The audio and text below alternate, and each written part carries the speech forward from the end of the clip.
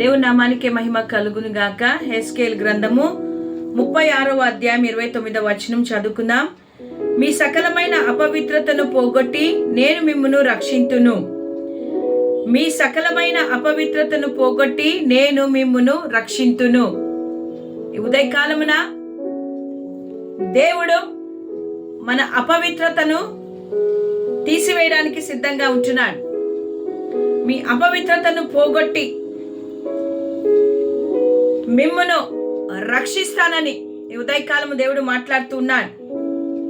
నా ప్రియ దేవుని బిడ్డలారా, పరమ తండ్రి అయిన దేవుడు ఆయన మన పాపాలను క్షమించడానికి, మన అపవిత్రతను తొలగించడానికి, మనకు సహాయం చేయడానికి సిద్ధంగా ఉంటున్నాడు.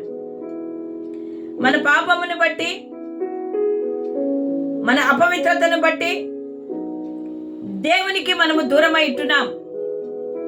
ఆ దూరమును తొలగించడానికే, ఆ యొక్క దూరంలో మనం ఉన్నాము కాబట్టే ఆయన వాగ్దానము చేస్తూ ఉంటున్నాడు. మీ సకలమైన అపవిత్రతను పోగొడతాను, నేను మిమ్మును రక్షించుకుంటాను అని ఆయన మాట్లాడుతూ ఉంటున్నాడు. అంత మాత్రమే కాక కరువు రానియక ధాన్యమునకు ఆజ్ఞ ఇచ్చి అభివృద్ధి పరుతును. ఎంత గొప్ప దేవుడు మన దేవుడు! ఆత్మీయముగాను శారీరకముగాను దేవుడు మనలను బాగు చేయాలని దేవుడు కోరుకుంటున్నాడు. ఇశ్రాయేలు ప్రజలతో హెస్కేలు ఈ మాటలను మాట్లాడుతూ ఉంటున్నాడు. వారు ఏ స్థితిలో ఉన్నారంటే, బబులోను రాజ్యములో బందీలుగా ఉన్నప్పుడు దేవుడి మాటలను మాట్లాడుతూ ఉన్నాడు. వారు తమ భూములను పోగొట్టుకున్నారు, వారి మందిరము పోగొట్టుకున్నారు, దేవుని మనుష్యులని, దేవుని యొక్క జనాంగమని ఒక గుర్తింపును పోగొట్టుకున్నారు. ఎందుకంటే వారి పాపములను బట్టి వారికి అపవిత్రత వచ్చింది. అంతేకాకుండా అపవిత్రత మాత్రమే కాకుండా శారీరకమైన బలహీనతలను అనుభవిస్తూ ఉన్నారు. వారు విడవబడిన వారిగా ఉంటున్నారు. కానీ దేవుడు వారిని జ్ఞాపకము చేసుకొని దేవుడు వారితో అంటున్నాడు, మీ ప్రతి ఒక్క అపవిత్రతను నేను పోగొట్టే దేవుడను, నేను తిరిగి మీకు గుర్తింపునిస్తాను. మీ యొక్క స్థితి ఏదైతే ఉందో దానిని నేను మార్చుతాను. మీరు ఎక్కడైతే బందీలుగా ఉన్నారో అది పర్మనెంట్ అయిన ప్లేస్ కాదు, కానీ నేను వాగ్దానము చేసిన దేవుడను, మీ పూర్వీకులతో వాగ్దానము చేసిన దేవుడను మరొకసారి మీ వాగ్దానమును గుర్తు చేసుకొని, ఇదిగో నేను మిమ్మలను మీ సకలమైన అపవిత్రత, నాకు విరోధముగా ఏ పాపమైతే మీరు చేశారో, నాకు విరోధంగా ఏ అపవిత్రతలు అయితే మీరు ఉన్నారో, ఏ విగ్రహారాధన అయితే మీరు చేశారో, ఏ పాపములో మీరున్నారో, అపవిత్రత అంతను నేను పోగొట్టి ఇదిగో మిమ్మల్ని నేను రక్షించుకుంటానంటున్నాడు. అవును నా ప్రియమైన దేవుని బిడ్డలారా, ఉదయకాలమున మారని దేవుడు, సజీవుడైన దేవుడు, నిత్యము సహాయము చేసే దేవుడు ఉదయకాలం నీతో నాతో మాట్లాడుతూ ఉంటున్నాడు. క్రైస్తవులైన మనకు కూడా ఇది ఒక హెచ్చరిక. ఆయన మనల్ని రక్షించువాడు, మనల్ని పోషించు దేవుడు. పాపముల నుండి రక్షిస్తాడు, అపవిత్రత నుండి రక్షిస్తాడు. అంతేకాకుండా ధాన్యమునకు ఆజ్ఞ ఇస్తాడు. ధాన్యమునకు ఆజ్ఞ ఇచ్చి మన జీవితాలలో కరువు రాకుండా మనకు సహాయము చేసే దేవుడు అంటున్నాడు. మనము ప్రతినిత్యము దేవుని యందు విశ్వాసం ఉంచే వారిగా మనం ఉండాలి. మనము దేవుని పట్ల ఆధారపడి ఉండాలి. నా ప్రియమైన వారులారా, మనము శారీరకముగాను ఆత్మీయంగాను ఎదగాలనేదే ఆయన యొక్క కోరిక ఇట్టున్నది. కాబట్టే మనలో అపవిత్రత ఉండకుండా, అపవిత్రత పాపము మనలను దేవునికి దూరము చేస్తుంది కాబట్టి అట్టి అపవిత్రత పాపము కలిగి ఉండకుండా మనల్ని మనము దేవునికి సమర్పించుకునే వారిగా ఉండాల.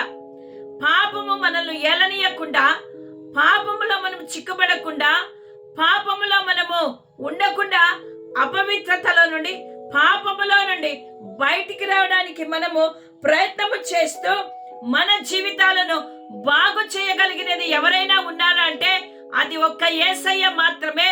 ఆయనకు మన జీవితాలను సమర్పించుకోవాలి. నా ప్రియమైన వాళ్ళారా, యేసుక్రీస్తు ప్రభువు యేస్కేలు గ్రంథము 36 అధ్యాయం 29 వచనమును ఆయన తన జీవితంలో నెరవేర్చాడు. ఏ రీతిగా ఆయన నెరవేర్చాడు? ఆయన పాపములను అపవిత్రతను పోగొడతానన్నాడు కదా.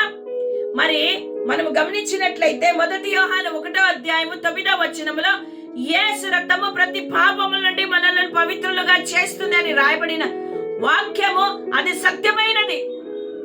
ఈ లోకములో పాపములు క్షమింపబడాలంటే గొర్రెల, ఎడ్ల, మేకల రక్తము ద్వారా పాపాలు క్షమింపబడవు. కానీ ఒక పరిశుద్ధమైన, పవిత్రమైన, నిర్దోషమైన, నిష్కలంకమైన యేసు రక్తము ద్వారా మాత్రమే మన పాపాలు క్షమింపబడతాయి. కాబట్టే ఆ వాగ్దానమును దేవుడు నెరవేర్చాడు. ఇశ్రాయేలు ప్రజలను సకల పాపమును, అపవిత్రతను పోగొడతానని మాట ఇచ్చిన దేవుడు నీకు నాకు కూడా అదే వాగ్దానమును మన జీవితంలో నెరవేర్చాడు. 1 యోహాను 1:9 ప్రకారము యేసు రక్తం ప్రతి పాపముల నుండి మనల్ని పవిత్రులుగా చేస్తుంది. అవును, హల్లెలూయా.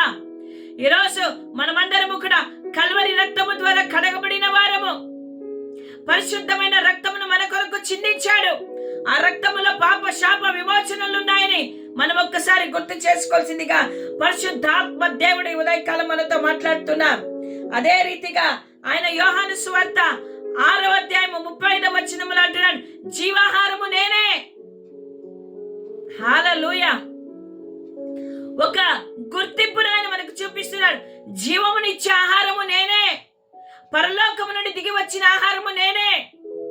పితరులు మన్నా తిని చనిపోయారు, కానీ ఈ ఆహారము తినవాడు ఎల్లప్పుడూ జీవిస్తాడని ఆయన తన శరీరమును గురించి చెప్తూ ఉంటున్నాడు. ఆయన ఏమై ఉన్నాడో మనకు తెలియపరుస్తూ ఉంటున్నాడు. మనం చదువుకున్నాము కదా 29వ వచనములో ఆయన అంటున్నాడు, అపవిత్రతను పోగొట్టడము కాకుండా ధాన్యమును ఆజ్ఞ ఇచ్చి అభివృద్ధి పరుతును. ఆయన మన జీవితాలలో కొదువ లేకుండా సమృద్ధినిచ్చే దేవుడు.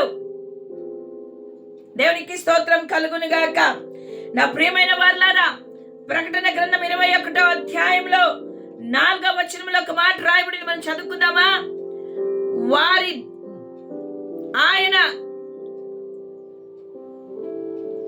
వారి కన్నుల ప్రతి బాష్ప బిందువును తుడిచివేయును. మరణమిక ఉండదు, దుఃఖమైనను, ఏడ్పైనను, వేదనైననిక ఉండదు. మొదటి సంగతులు గతించిపోయినని సింహాసనంలో నుండి వచ్చిన ఒక గొప్ప స్వరము చెప్పుట వింటిని. హల్లెలూయా.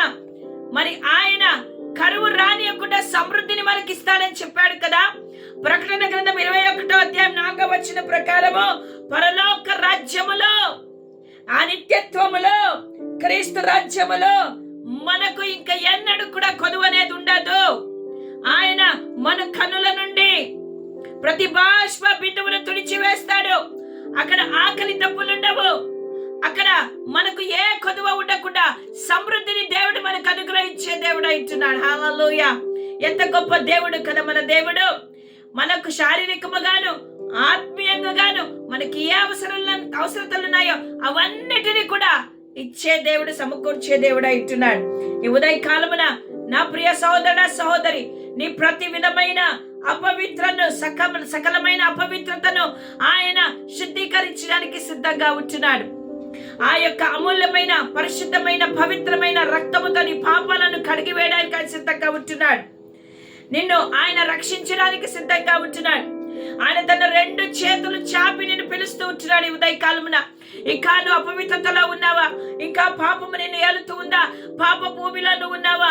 పాపపు ఊబిలో నువ్వు చిక్కుకొని ఉన్నావా? ఇదిగో నీ చేయనిస్తే ఆయన నిన్ను రక్షించే దేవుడు అంటున్నాడు. హల్లెలూయా. రోబాల రాబా శాంద రాబా.